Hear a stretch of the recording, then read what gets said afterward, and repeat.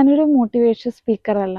പക്ഷേ കുറേ കുട്ടികൾ എൻ്റെ അടുത്ത് പറഞ്ഞൊരു കാര്യമാണ്, ഞങ്ങൾക്ക് ഏവിയേഷനിലേക്ക് വരാൻ താല്പര്യമുണ്ട്. പക്ഷേ ഏവിയേഷനിലേക്ക് വന്നു കഴിയുമ്പോൾ ഞങ്ങൾക്ക് അതിനുള്ള കമ്മ്യൂണിക്കേഷൻ ഇല്ല. ഞങ്ങൾക്ക് അത് അറ്റൻഡ് ചെയ്യാനുള്ള ഒരു കോൺഫിഡൻസോ കാര്യങ്ങളോ ഒന്നുമില്ല.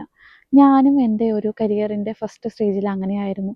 ഞാൻ എയർലൈൻ ഇൻ്റർവ്യൂ അറ്റൻഡ് ചെയ്യുന്നതിന് മുൻപ് എനിക്ക് കമ്മ്യൂണിക്കേഷൻ വീക്കായിരുന്നു. ഞാൻ ആ കമ്മ്യൂണിക്കേഷൻ പല രീതിയിൽ പല ടിപ്സ് ഉപയോഗിച്ച് ഇമ്പ്രൂവ് ചെയ്തതാണ്.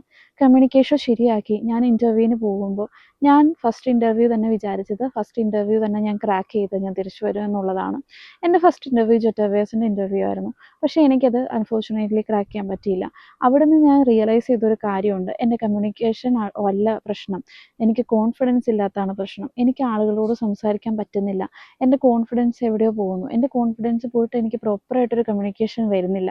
പിന്നീട് ഞാൻ ആറിൽ കൂടുതൽ ഇൻ്റർവ്യൂ അറ്റൻഡ് ചെയ്തിട്ടുണ്ട്. അപ്പോൾ ആറിൽ കൂടുതൽ ഇൻ്റർവ്യൂ അറ്റൻഡ് ചെയ്യുമ്പോഴും എനിക്കൊരു വാശിയുണ്ടായിരുന്നു, ഞാൻ വിട്ടുകൊടുക്കത്തില്ല. എനിക്ക് ഈ ഡ്രീം അച്ചീവ് ചെയ്തേ പറ്റുള്ളൂ. എനിക്കൊരു എയർലൈനിൽ പ്ലേസ്ഡ് ആയേ പറ്റുള്ളൂ. എൻ്റെ ഡ്രീം അതായിരുന്നു. അങ്ങനെ ഇൻ്റർവ്യൂ അറ്റൻഡ് ചെയ്ത് ഞാൻ വിസ്താര എയർലൈൻസിൽ പ്ലേസ്ഡ് ആയി.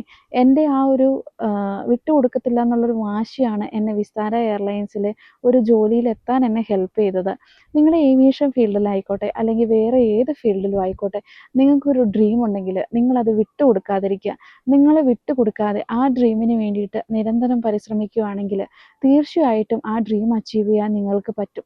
നിങ്ങൾ പരിശ്രമിച്ചുകൊണ്ടേയിരിക്കുക, നിങ്ങൾ അതിൽ ഉറപ്പായിട്ടും എത്തും.